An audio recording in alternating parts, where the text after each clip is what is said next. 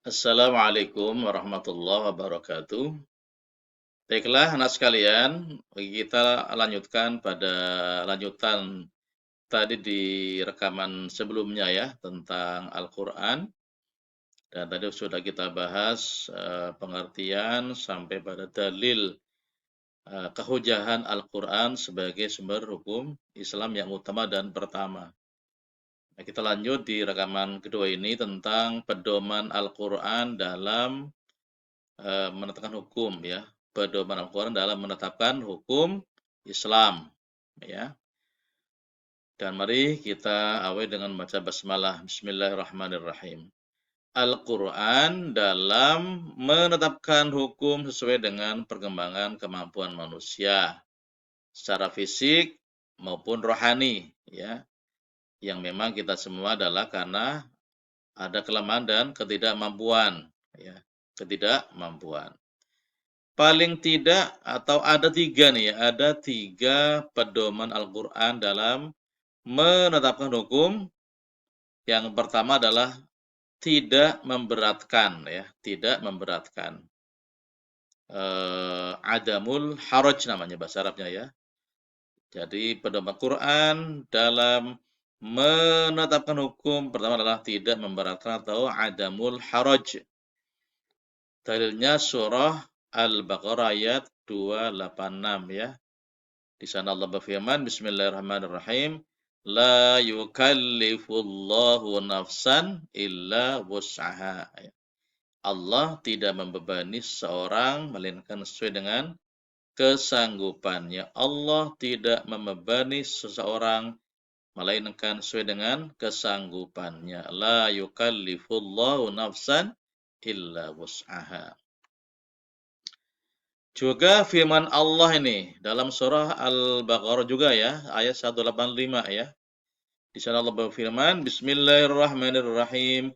Yuridullahu bikumul yusra wa la yuridu bikumul usra. Walitukmilul iddata walitukabbirullaha ala ma hadakum wa la'allakum tashkurun. Ya. Allah menghendaki kemudahan bagimu dan tidak menghendaki kesukaran bagimu. Dan hendaklah kamu mencukupkan bilangannya dan hendaklah kamu mengagungkan Allah atas petunjuknya yang diberikan kepadamu supaya kamu bersyukur. Ini lanjutan tentang kewajiban puasa ya. Jadi di sini artinya ketika prinsip tadi adamul haraj tidak memberatkan, misalnya ketika kalian eh, azimahnya ya, misalnya azimahnya adalah puasa wajib bagi setiap muslim yang sudah balik atau sudah dewasa. Tapi kalau memang kalian sedang sakit, ya kan, sedang sakit atau sedang dalam bepergian perjalanan jauh, maka boleh tidak puasa Ramadan. Tetapi wajib untuk mengqadha setelah sehat atau setelah pulang dari perjalanan. Nah, ini contoh ya, contoh adamul haraj, tidak memberatkan. Termasuk sholat wajib nih, ya sholat wajib. Misalnya apa? Misalnya ketika kalian sedang sakit, maka sholatnya kalau memang tidak mampu berdiri, maka boleh dengan duduk. Duduk juga nggak mampu dengan tidur miring menghadap kiblat. Ya, miringnya ke arah sebelah kanan tangan kita ya. Kalau miring juga masih juga nggak bisa dengan tidur telentang, kepalanya dikasih bantal biar bisa menghadap ke arah kiblat gitu ya. Ini adamul haraj memberatkan. Contohnya tadi ya tentang boleh nggak puasa Ramadan karena dalam kondisi sakit atau dalam perjalanan. Atau sedang sakit boleh duduk sholat dengan duduk atau dengan tidur, atau dengan tiduran gitu ya. Nah, pedoman yang kedua anak sekalian adalah ini ya, meminimalisir beban atau qillatut taklif ya, pakai qaf ya. Qillatut taklif, meminimalisir beban. Dasar ini merupakan konsekuensi logis dari dasar tadi pertama yang adamul haraj, tidak memberatkan ya. Dengan dasar ini kita mendapatkan rukhsah atau keringanan dalam beberapa ibadah, misalnya menjamak dan mengqashar salat apabila dalam perjalanan ya dengan salat yang telah ditentukan ya. Misalnya kalian bepergian jauh ya, itu boleh menjamak yang 4 rakaat menjadi 2 rakaat. Kalau yang maghrib ya nggak bisa diqashar ya, gitu. Subuh juga nggak bisa diqashar. Tapi kalau untuk duhur, asar dan isya itu boleh diqashar.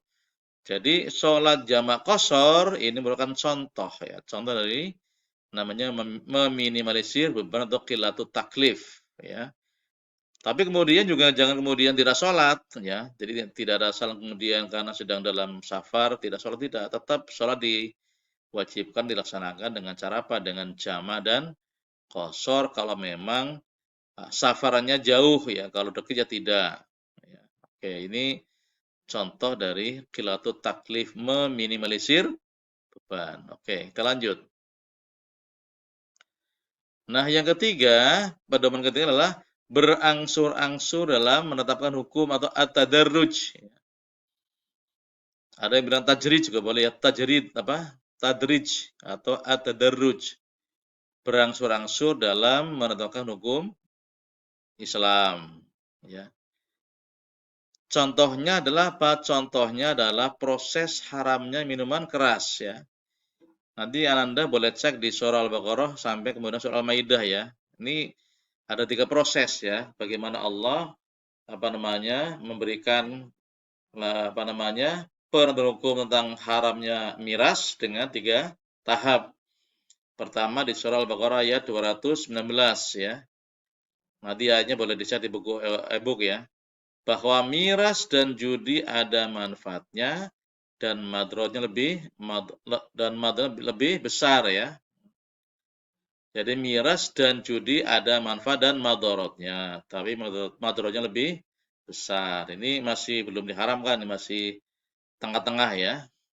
Yang kedua, dalam surah An-Nisa ayat 43, mulai agak pelan-pelan ada larangan, ada pembatasan ini ya. Janganlah kamu mabuk ketika sholat. Nah, berarti kalau orang yang memang imannya belum kuat, ketika memang belum bisa meninggalkan minuman keras, itu ketika nggak sholat maka masih dibolehkan. Kalau waktu itu ya ketika imannya belum kuat. Nah, ketika sholat maka harus tidak mabuk, nggak boleh mabuk. Nah, kemudian proses ketiga adalah di surah Al-Maidah ayat 90. Surah kelima ya. Surah 5 atau surah kelima surah Al-Maidah ya.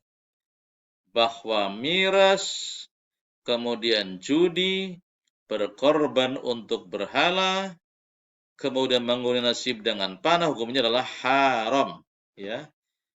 Jadi di surah Al-Maidah ini jelas ya.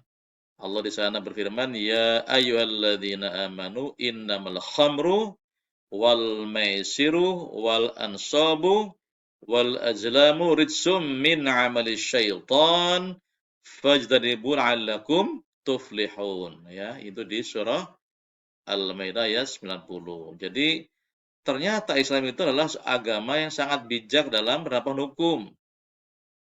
Ya, misalnya maaf ini sekarang nih, ada orang Kristen kemudian masuk Islam, imannya masih belum kuat, ya ikut proses ini gitu ya. Sampai benar-benar dia sudah kuat imannya, sudah kuat akidahnya, baru kemudian diterapkan dalam ayat 90 gitu ya.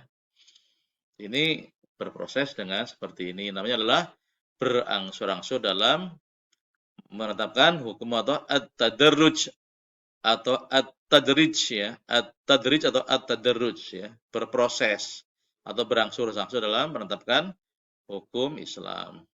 Nah, ini pedoman yang ketiga ya. Oke, sedikit kita lanjut nih ya, masalah hadis sekarang. Sumber hukum Islam yang kedua adalah hadis. Apa itu hadis? Hadis secara bahasa adalah baru atau jadid, kemudian dekat atau qarib, kemudian khabar atau berita. Hadis ya. Secara istilah hadis apa? Segala sesuatu yang disandarkan kepada Nabi Muhammad sallallahu alaihi wasallam, baik berupa perkataan, perbuatan, kemudian ketetapan, takrir dan sebagainya. Ma'udhifa sallallahu alaihi wasallam qaulan au fi'lan au taqriran au nahwaha. Ini dalam bahasa Arabnya ya. Apa-apa yang disandarkan kepada baginda Rasul, perkataannya, perbuatannya, ketetapannya atau takrir ya. Ini merupakan pengertian hadis secara istilah. Oke, lanjut. Macam-macam hadis. Yang pertama adalah hadis qauliyah atau perkataan Nabi ya. Itu hadis yang diucapkan langsung oleh Nabi Muhammad SAW dalam berbagai kesempatan terhadap berbagai masalah. Yang kemudian dinukil ya, diambil ya, diteruskan oleh para sahabat dalam bentuknya yang utuh. Seperti apa yang diucapkan oleh Nabi Muhammad SAW. Contohnya, Rasul bersabda, innamal a'malu binniyat wa innama likulli imri'in ma nawa. Ini kurang sedikit ya. Innamal a'malu binniyat wa innama likulli imri'in ma nawa. Bahwasanya sahnya amal perbuatan tergantung niatnya. Dan seorang hanya memperoleh dari apa yang ia niatkan. Ya, likulli imri'in ma nawa. Ini kurang sedikit ya, ma nawa. Oke. Kemudian yang kedua hadis fi'liyah. Apa fi'liyah itu? Hadis perbuatan ya. Fi'il kan? Fi'il perbuatan ya. Yaitu hadis-hadis yang berkaitan dengan perbuatan yang dilakukan oleh Nabi Muhammad SAW yang dilihat atau diketahui oleh para sahabat. Kemudian disampaikan kepada orang lain. Ya, contohnya misalnya ada apa namanya? Hadis yang Rasul mencontohkan salat, kemudian dia bersabda, "Shallu kama ra'aitumuni usalli." Salatlah kalian sebagaimana kalian melihat aku salat. Hadis Bukhari Muslim ini ya. Shallu kama ra'aitumuni usalli. Atau mungkin juga contoh lain misalnya bagaimana Rasul itu apa namanya? Para sahabat melihat bagaimana Rasul kemudian tawaf, bagaimana Rasul sa'i, ibadah haji ya, bagaimana Rasul melontar jumroh, bagaimana Rasul kemudian wukuf di padang Arafah ya, apa yang Rasul lakukan sebagai hadis fi'liyah. Atau bagaimana Nabi kemudian apa namanya?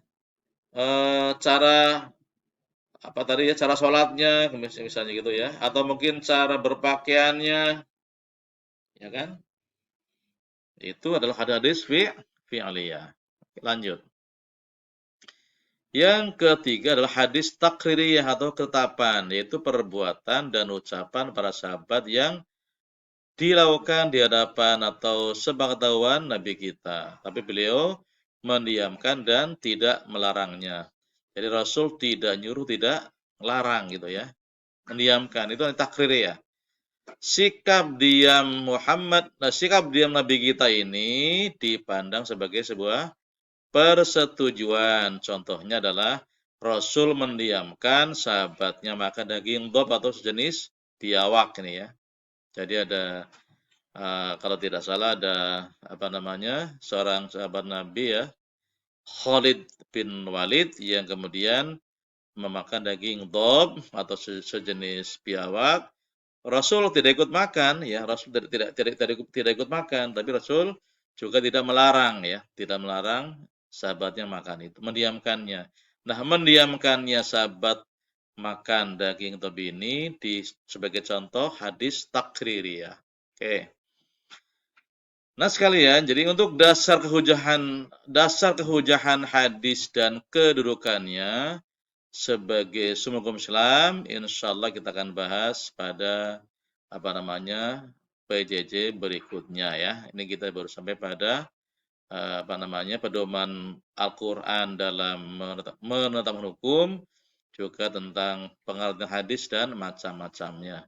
Untuk dasar kehujahan hadis sebagai sumber hukum Islam, ya kita akan bahas pada PJJ pekan depan atau PJJ pada berikutnya ya. Demikian sekalian yang saya sampaikan, semoga bisa dipahami oleh kalian. Terima kasih. Hamdalah. Assalamualaikum warahmatullahi wabarakatuh.